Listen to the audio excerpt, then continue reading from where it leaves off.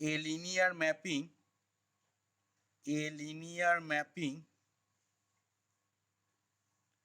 phi r cube থেকে r cube, a linear mapping phi r cube থেকে r cube যেটা কি করছে না maps the vectors, সেই ভেক্টর গুলো কি কি না 0 1 1 1 0 1 and 1 1 0 to the vectors কোন ভেক্টরে ম্যাপ করছে, এই ভেক্টরটাকে 0 1 1 টাকে ম্যাপ করছে to the vectors 1 1 minus 1। আচ্ছা 0 1 1 টা ম্যাপ হয়ে যাচ্ছে এখানে, 1 0 1 টা ম্যাপ হয়ে যাচ্ছে 1 minus 1 1 and শেষ ভেক্টরটা মানে 1 1 0 টা ম্যাপ হয়ে যাচ্ছে 1 0 0 রেসপেক্টিভলি। এই ধরনের প্রবলেম এক্সারসাইজে দেখবি অনেকগুলো প্রবলেম আছে রেসপেক্টিভলি দিয়ে তোকে দেখাতে বলেছে যে then show that phi is an isomorphism, দেখ ভালো করে দেখ, দুটো প্রসেসে আমি অঙ্কটা বলবো, একটু ভালো করে মন দিয়ে শুনবি। ফাইটা তোকে দেখাতে হবে আইসোমরফিজম, এই হচ্ছে প্রবলেমটা। আচ্ছা তাহলে দেখ এখানে একটু ভালো করে যদি খেয়াল করে দেখিস, এই যে সেট অফ ভেক্টরস 0 1 1 1 0 1 1 1 0, এই সেট অফ ভেক্টরসটা কি হবে বল দেখি, লিনিয়ারলি ইন্ডিপেন্ডেন্ট বলতে পারবো? বলতো এখান থেকে বলছি অ্যান্সারে চলে আসছি, দেখ যে here the set of vectors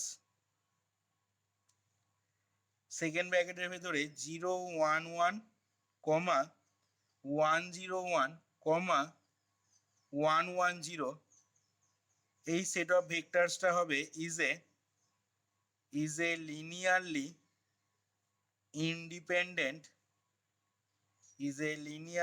independent in R cube. কিরে এটা বলা যাবে is a linearly independent in R cube? কি করে বলা যাবে না, এখানে পাশে লিখে নিচ্ছি সিন্স ডিটারমিনেন্ট অফ 0 1 1 1 0 1 1 1 0, ভাঙ ডিটারমিনেন্টটাকে ভাঙ, দেখ নট ইকুয়াল টু 0 আসবে, দেখ কত আসছে, দেখ মানটা বার কর।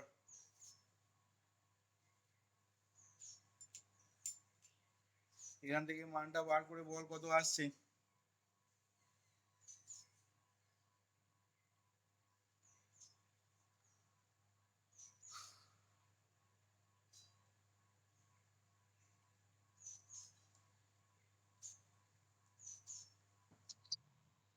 তাহলে দেখ নট ইকুয়াল টু 0, ঠিক আছে? তাহলে এই কোএফিসিয়েন্ট ডিটারমিনেন্টটা যদি নট ইকুয়াল টু 0 হয় তাহলে কি বলতে পারবো, লিনিয়ারলি ইন্ডিপেন্ডেন্ট বা ডিপেন্ডেন্টের অঙ্কগুলো করানোর সময় তোদেরকে বলা হয়েছিল, খুব ভালো করে বোঝানো হয়েছিল। তাহলে এখান থেকে কি বলতে পারবো না, এখান থেকে বলতে পারবো therefore by Cramer's rule there exist a unique solution, এবং সেই সলিউশনটা কি হবে C1 C2 C3 zero solution. তোকে লিনিয়ারলি ইন্ডিপেন্ডেন্ট দেখানোর জন্য কি করতে হয়, C1 C2 C3 তো তিনটে স্কেলার ধরে নিতে হয়, such that C1 ইন্টু এটা প্লাস C2 ইন্টু এটা প্লাস C3 ইন্টু এটা সমান থিটা, দিয়ে ওখান থেকে কোএফিসিয়েন্ট ডিটারমিনেন্টটাকে বার করে নিয়ে সেটা যদি নট ইকুয়াল টু 0 হয় তাহলে তখন আমরা ক্র্যামার্স রুল থেকে বলতে পারবো কি না, ওই যে হোমোজিনিয়াস সিস্টেম অফ ইকুয়েশনটা যেটা C1 C2 C3 দেওয়া হবে, তাহলে ওই homogeneous system of equation in C1 C2 C3 তার কি থাকবে, একটা ইউনিক সলিউশন এক্সিস্ট করবে, এবং সেই ইউনিক সলিউশনটা কি হবে C1 সমান 0 C2 সমান 0 C3 সমান 0। বলা হয়েছিল আগে সব গল্প। তো যাই হোক, তাহলে এখান থেকে আমি এটা লিনিয়ারলি ইন্ডিপেন্ডেন্ট বলে দিতে পারলাম যেহেতু ডিটারমিনেন্টটা নট ইকুয়াল টু 0 হলো। তাহলে এখন দেখ আমরা এরপর কি বলতে পারবো বল দেখি, এই সেটটাকে বেসিস সেট বলতে পারবো বলতো, এই যে সেকেন্ড ব্র্যাকেটের ভেতরে যে তিনটে ভেক্টরের সেট লিখেছি এটাকে বেসিস সেট বলতে পারবো?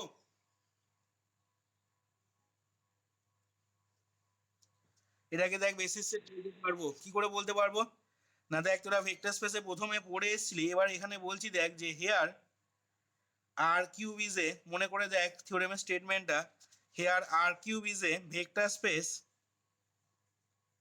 আর cube is a vector space of dimension 3, and and second ব্র্যাকেটের ভেতরে 0 1 1 কমা 1 0 1 কমা 1 1 0 এই সেটটা কি হয়েছে is a linearly independent set containing, বুঝতে পারছিস তো কোন থিওরেমটা বলছি, containing 3 vectors of R cube. কি রে, আর কিউব ভেক্টর স্পেসটার ডাইমেনশন 3 হলো এবং এই সেটটা একটা লিনিয়ারলি ইন্ডিপেন্ডেন্ট সেট হলো containing 3 vectors of R cube. তাহলে কি বলতে পারবো, আর কিউবের যা ডাইমেনশন সেই ডাইমেনশনের সংখ্যক, মানে সেই ডাইমেনশন যা সেই সংখ্যক ভেক্টর এই লিনিয়ারলি ইন্ডিপেন্ডেন্ট সেটটা কন্টেন করে রয়েছে। তাহলে কি বলতে পারবো, গাদা গাদা অঙ্ক করেছি সেই থিওরেম কাজে লাগিয়ে। তাহলে দেয়ার ফোর এখান থেকে বলতে পারবো দেয়ার ফোর সেকেন্ড ব্র্যাকেটের ভেতরে 0 1 1 কমা 1 0 1, বইতে এত ডিটেলসে লেখা নেই, একবারে করে দিয়েছে 1 1 0। এটা তাহলে কি হয়ে যাবে না ইজ এ বেসিস অফ, এটা তাহলে বেসিস সেট কার হবে, is a basis of R cube. হলো, আচ্ছা এইখান পর্যন্ত আশা করি অঙ্কটা যা বলা হলো বুঝতে পেরেছি সবাই। এবার বলছি এখন প্রশ্নতে দেখ দেওয়া আছে এই যে ভেক্টরগুলো, এই ভেক্টরগুলোর ইমেজগুলো দেওয়া আছে দেখ, এই বেসিস ভেক্টরগুলোর, এবং সেই ইমেজগুলো কোনগুলো না, সেই ইমেজগুলো হচ্ছে দেখ 1 1 -1 1 -1 1 আর 1 0 0। তাহলে এখান থেকে এবার বলছি দেখ যে the images of this basis vector, the images of these basis vectors are the vectors কোনগুলো না 1 1 -1 কমা 1 -1 1 and 1 0 0 respectively, 1 0 0 respectively। তাহলে আমাদের ওই ভেক্টরগুলোর ইমেজগুলো হচ্ছে এইগুলো। এবার দেখ এখান থেকে তাহলে বলছি ইমেজগুলো পেলাম এইটা, এবার বলছি দেখ যে হেয়ার দ্য সেট এই ইমেজগুলোর যদি আমি সেটটা নিই, ইমেজের যে ভেক্টরগুলো রয়েছে ইমেজ ভেক্টরগুলো, তার মানে কোনগুলো না 1 1 -1 কমা 1 -1 1 কমা 1 0 0। ঠিক আছে, হেয়ার দ্য সেট এইটা is a linearly dependent set in R cube.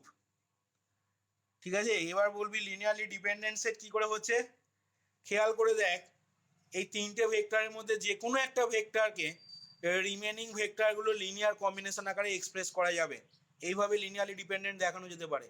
আর সব থেকে দেখার নিয়ম সুবিধা নিয়ম হচ্ছে মানে 1 মিনিটের মধ্যে দেখা হয়ে যাবে তোর লিনিয়ারলি ডিপেন্ডেন্ট না ইন্ডিপেন্ডেন্ট, সেটা কিভাবে, এই ডিটারমিনেন্ট ভ্যালুটা বার কর, এবং ডিটারমিনেন্ট ভ্যালুটা বার করলে দেখ জিরো হয়ে যাবে।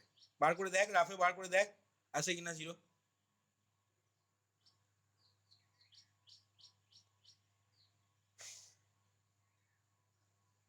আসছে জিরো আসছে।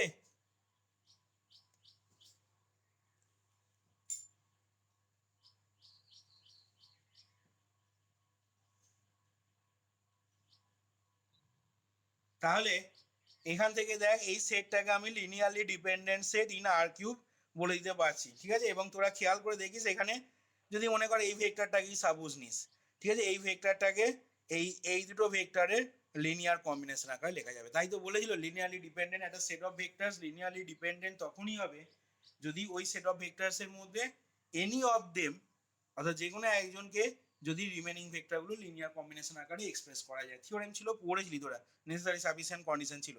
তো যাই হোক সেটাও এখানে দেখতে পারিস, ওইভাবেও দেখা যাবে। তাহলে এটা linearly dependent set in R cube হলো। তাহলে সেক্ষেত্রে আমাকে বল এই সেটটা তখন কি আর বেসিস সেট হবে আর কিউবের, হবে না, যেহেতু লিনিয়ারলি ডিপেন্ডেন্ট হচ্ছে। তাহলে এখান থেকে বলছি দেখ অ্যান্ড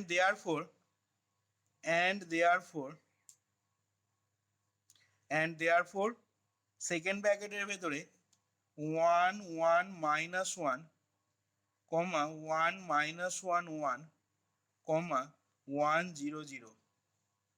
ঠিক আছে, দেয়ারফোর এই যে সেটটা পেলাম এইটা কি হয়ে যাবে, অ্যান্ড দেয়ারফোর দ্য সেট এইটা is not a basis of R cube.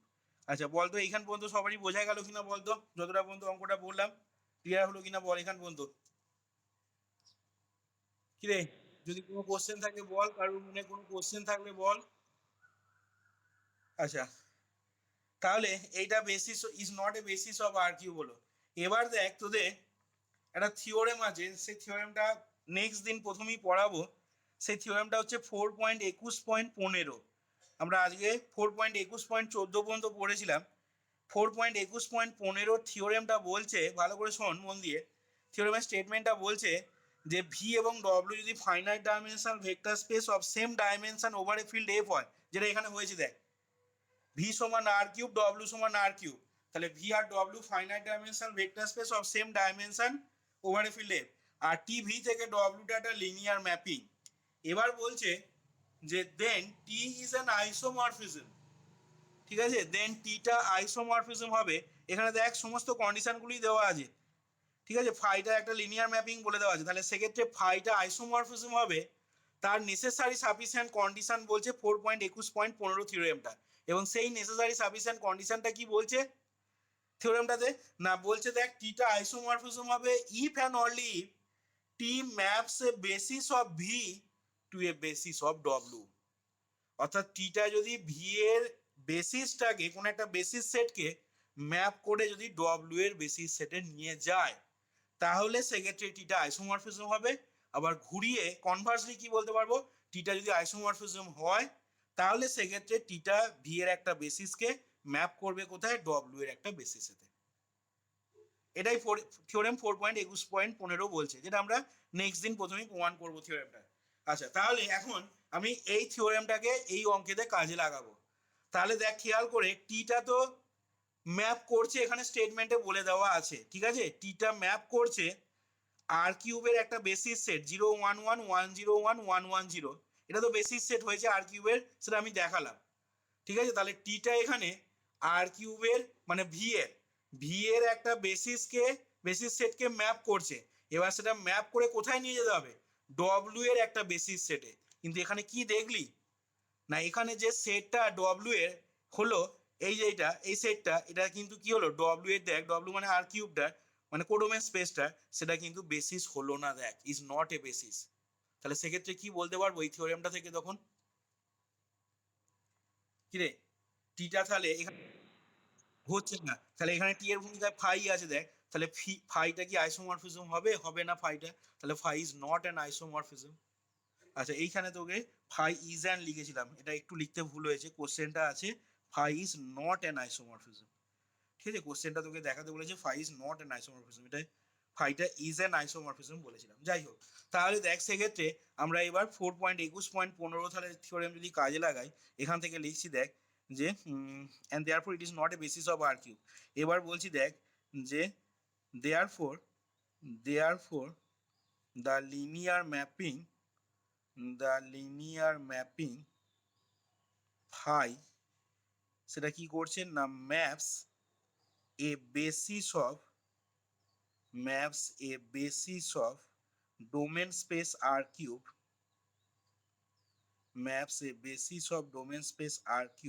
ঠিক আছে, ডোমেন স্পেস আর কিউবের একটা বেসিস সেটকে ম্যাপ করছে কোথায়, না to a set which is not a এমন একটা সেটে ম্যাপ করছে which is not a basis of codomain space R cube. অর্থাৎ ফাই লিনিয়ার ম্যাপিংটা ডোমেন স্পেস আর কিউবের একটা বেসিসকে ম্যাপ করে নিয়ে যাচ্ছে এমন একটা সেটেতে, কোডোমেন স্পেস আর কিউবের এমন একটা সেটেতে, মানে কোন সেটটা, এই সেটটা, যে সেটটা কি হচ্ছে না which is not a basis of the codomain space R cube. তাহলে এখান থেকে বলে দিতে পারবো so phi is not an isomorphism, এখানে ফাইটা আইসোমরফিজম তখনই বলতে পারতাম যদি কি হতো, না এই যে নটের জায়গায় হুইচ ইজ এ যদি basis of codomain space R cube হয়ে যেত। নটটার জায়গায় যদি নটটা যদি এখানে না থাকতো, অর্থাৎ which is a basis of codomain space R cube, তাহলে তখন ফাইটাকে আমি একটা আইসোমরফিজম বলতে পারতাম। তাহলে দেখ এইখানে আমাদের ওয়ার্কড আউট এক্সাম্পলে 4 নাম্বার যে প্রবলেমটা, সেই 4 নাম্বার প্রবলেমটা দেখ কমপ্লিট হলো। বুঝতে পারলি কিনা দেখে নে।